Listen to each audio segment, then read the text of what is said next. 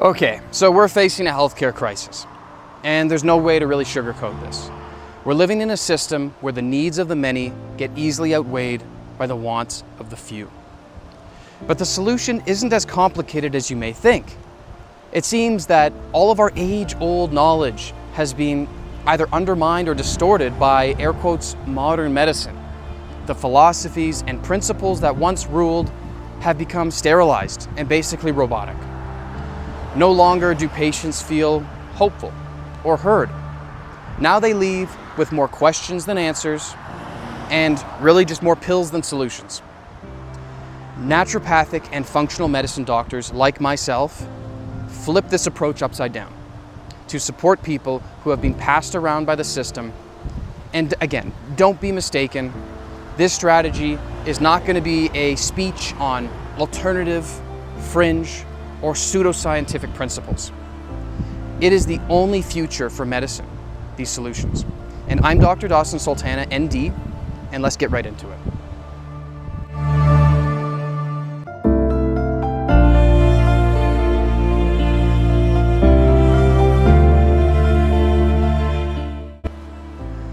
So like many systems in modern life, healthcare has forgotten who it was built to serve. To summarize, the answer is you. If you've ever walked out of a clinic feeling dismissed, over-medicated, or told that everything was, air quotes, normal, when it clearly wasn't and you knew it, you're not alone. There are many like you.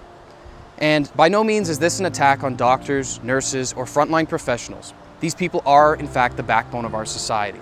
But the systems they operate in are outdated, profit-driven, and fragmented. And that is what needs to be challenged. In this video, I'll walk you through the strengths and failures of our current healthcare models and show you why root causes approaches like naturopathic medicine aren't just alternatives, they are in fact essential. Because while our profession draws from some of the oldest and most effective systems of healing, it remains one of the most misunderstood and underutilized tools in solving today's healthcare crisis. So what truly is naturopathic medicine? I've talked about it a lot throughout this video. And when it comes to defining it, you'll hear a lot of differing opinions. Some informed, and unfortunately many not. At its core, naturopathic medicine is a licensed form of primary care that blends modern medical science with natural evidence-based therapies. It supports the body's innate ability to heal through prevention, through root cause treatment, and by caring for the whole person. Body, mind, and spirit. Naturopathic doctors are trained to listen, educate, and empower, which ultimately gives patients the time and tools to take a more active role in their healing journey. That said, our profession faces, in my opinion, an identity crisis. We're often labeled as a jack of all trades, which in some circumstances is helpful. Although it reflects a broader skill set, it actually makes it harder to communicate and market what we actually offer to the public and to healthcare. Yes, we study diagnostics, pathology, and pharmacology like medical doctors, but we also specialize in clinical nutrition, botanical medicine, traditional Chinese medicine, spinal manipulation, and counseling, just to name a few. This hybrid training allows us to adapt our care based on philosophy, passion, and patient need. Regardless of the tools we use, we're all guided by these 6 naturopathic principles. Number 1 is first do no harm, which simply means ensuring that the safest, least invasive, and most effective procedure is used for each individual patient. Number 2 is harnessing the healing power of nature. This refers to the utilization of the body's innate ability to heal itself, given the proper conditions. Number 3 is identify and treat the root cause. This means to go beyond simple symptom management and to fully diagnose and address the underlying dysfunction that causes the specific health disorder. Number 4 is treat the whole person. This critical point refers to the treating of each patient as a unique individual with unique biological, emotional, environmental, and spiritual foundations that ultimately contribute to their overall well-being and their pathway towards healing. And number 5, doctor as teacher. This one focuses on the empowering and education of patients to build trust and to promote long-term health ownership and self-reliance. And number 6, finally, is prevention is the best cure. This final principle focuses on proactive measures and health optimization to reduce risk and prevent future disease before it actually starts. These principles are not new. They've existed across cultures for centuries. But in recent generations, they've become diluted, replaced by quick fixes, pharmaceutical dependency, and short-term protocol-driven care. And not because doctors are lazy that this outcome occurs, but because the system incentivizes speed, standardization, and silence. I often compare our current system to a dying tree in the middle of a city. People walk by and notice the leaves are falling off. Some dismiss it, and others try to make it look better to not inconvenience their walk to work by either painting the leaves or stapling them back on. But no one stops to ask about the roots, the water, and the sunlight, the foundations to health, or at least for the tree. Eventually the tree dies and is paved over and forgotten, with no one ever truly understanding what caused this outcome in the first place. And naturopathic medicine asks this deeper question. Ultimately, why is the tree dying in the first place? So when we talk about naturopathic medicine and the current issues with healthcare, the question begs to ask, where does it fit in within this system? If we're actually serious about improving healthcare, we have to start by identifying the gaps. That's where naturopathic and functional medicine providers come in. The system is still overwhelmingly reactive, focusing on symptom suppression instead of root cause prevention. With over 70% of healthcare spending going towards preventable chronic conditions like diabetes, heart disease, and autoimmune issues. That's not just inefficient, that's, in my opinion, negligent. And we've created a culture of over-medication.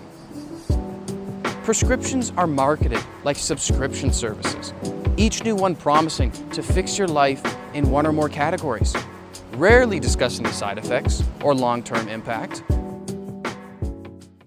What evidence there is for Ozempic and its relatives to be dangerous for people. And so, there's, people are talking about Ozempic face and Ozempic butt and Ozempic personality, and there's nausea that happens. And then specifically what I went looking into was the skeletal muscle loss, and now there is evidence of both heart muscle size reduction and heart muscle cell reduction in people who take Ozempic, regardless of whether or not they lost weight on Ozempic. So people who are obese lose weight and lose size of their heart muscle and their heart muscle cells. But people who take Ozempic who aren't obese don't lose weight, but they still lose heart muscle mass or heart mass and heart muscle cell mass. So that's bad, but obviously. But in looking for what else is out there, did you know that the first GLP-1 receptor agonist-like thing that was found is from the venom of Gila monsters? That actually rather suggests that this is a good way of interfering with the functional physiology of a complex system, the human body. And frankly, the drugs that are produced with at least a partial goal of as fast as possible are likely to have even more negative effects down the road because of antagonisms, be they pleiotropies or otherwise, that exist. This is where naturopathic doctors play a critical role. We start by asking, what is the safest, least invasive, and most effective option? Sometimes it's medication. More often, it's actually nutrition, movement and exercise, mindset, detoxification, and basic lifestyle factors. And not only are these options the simplest and the safest, but they are often the cheapest and least draining on the system. Sadly, many of these strategies are just outright dismissed because they require time, education, and effort. And most conventional visits last about 10 to 15 minutes. You're in, you're out, you're often confused, thus leading to a sense of isolation as you tackle your health concerns on your own. Naturopathic visits average 45 to 90 minutes because healing actually requires that time. We have to acknowledge that wellness is still ultimately treated like a luxury in society. And in this culture of hyper-productivity, healthy meals, movement, and sleep are all just framed as optional. And for people with limited income or support, of low socioeconomic status, basic care can just simply feel out of reach. This is why I promote simple, low-cost, practical interventions. But without platforms or policy and support, we're often preaching to those who already understand or who find us out of desperation in the first place. And so right now, the average patient journey is completely backwards. First, a person experiences a symptom or a medical concern. This prompts them to consult a general practitioner. They often get a prescription, a normal lab result, or a referral. And some patients that get referred often bounce between referrals to ultimately try multiple treatments through multiple professionals, and they ultimately have a limited success rate. This then leads to healthcare burnout, hopelessness, and much else. Only then in this low state do many people seek alternatives, and it shouldn't take a year of dismissals and medical fatigue for someone to discover a profession like naturopathic medicine. Often we are handed this tangled ball of fishing wire with the expectation and pressure, knowing that we are the last stop on some of these patients' healthcare journeys because they just feel simply so defeated. There must be a rational and systematic order to how we provide people with access to care. And just like emergency departments need triage, primary care needs the proper channels as well to funnel people through. It's not fair to expect other primary healthcare workers to be everything to everyone. And this is why burnout, error, and frustration are increasing on both sides of this exam table. So I've attended also multiple healthcare conferences in Alberta, just because that's my specific area of practice. And I've offered insight, evidence, and a willingness to collaborate on multiple fronts. But every time I ask, why aren't naturopathic doctors included in preventative planning to help lower the overall healthcare burden alongside other primary healthcare workers? The answer is a polite, thank you for your passion and your concerns, followed by a statement that I personally interpret as, sit down, shut up, while the experts point fingers, waste money, and further complicate an already broken system.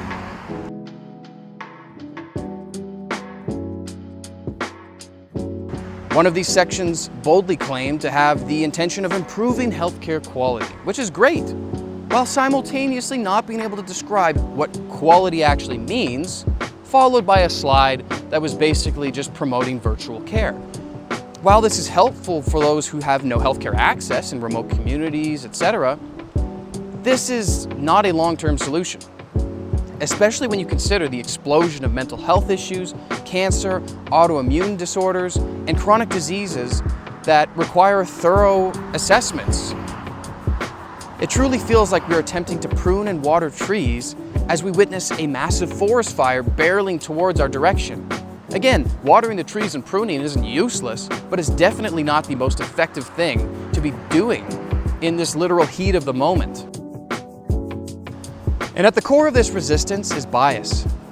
Medical schools still underemphasize nutrition, lifestyle, and patient education, even though these are some of the leading causes of disease.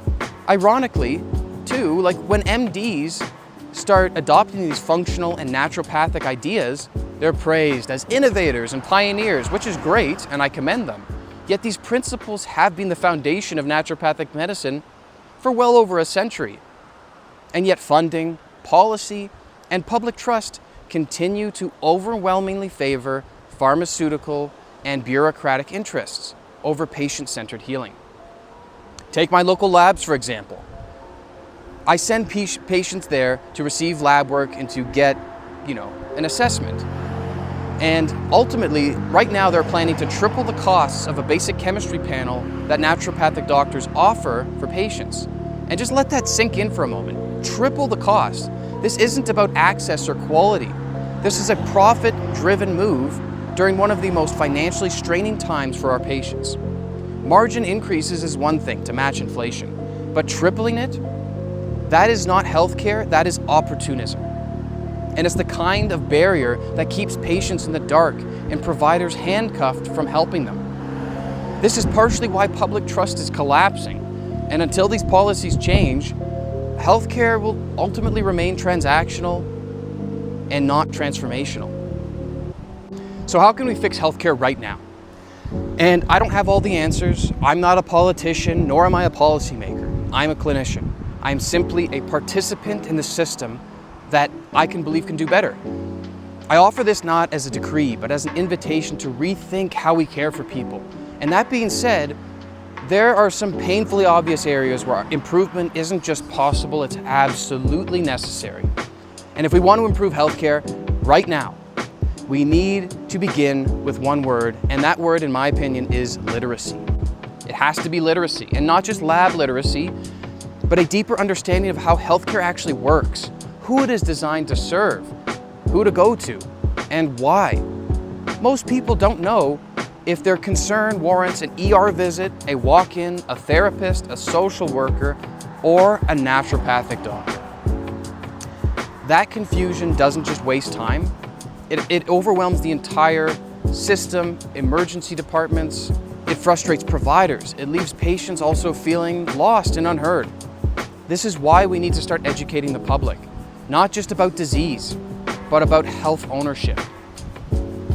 We also need to design clear, systemized triage pathways to redirect non-emergency cases away from the ER, whether it's a mental health crisis, an addiction relapse, or a chronic pain flare-up. These issues are real, they matter, but they all don't belong in an ER queue. Waiting hours for a rushed 5-minute consult and a sedative is not the solution. They belong with trained professionals, social workers, mental health clinicians, addiction counselors, and yes, naturopathic doctors. And integrative care isn't a luxury. It's not a boutique service, or at least it shouldn't be. It's a necessary expansion of a system that can no longer meet the demand for chronic, preventative, and functional care.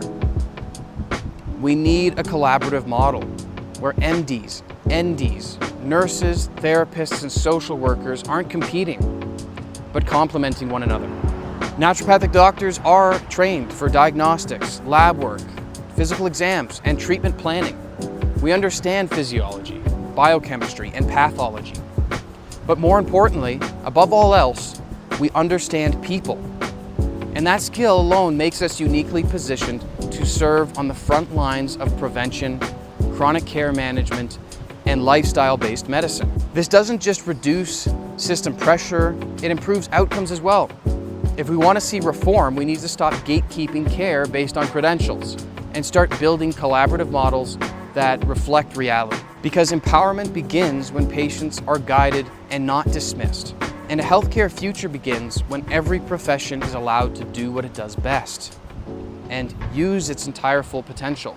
And this is to act in the service of the patients and not the system. So as I stand here in one of the most beautiful places in Canada, the Icefields Parkway, that not long ago suffered a devastating fire, I can't help but appreciate how simultaneously strong yet fragile this environment is. And I can't help but compare that to our current situation with healthcare. We've exposed the failures, we've explored the solutions, and we've invited something better. Naturopathic medicine and its principles are not fringe, they are not pseudoscience, they are foundational to the next stage of healthcare in that evolution entirely. And it's time we start treating it that way. We need literacy, we need collaboration, and we need humanity back in healthcare. So here's my call to healthcare professionals, to policymakers, to patients and advocates.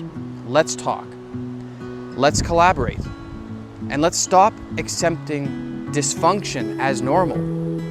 One of my favorite quotes is, "It's not a virtue to be well adjusted to a sick society."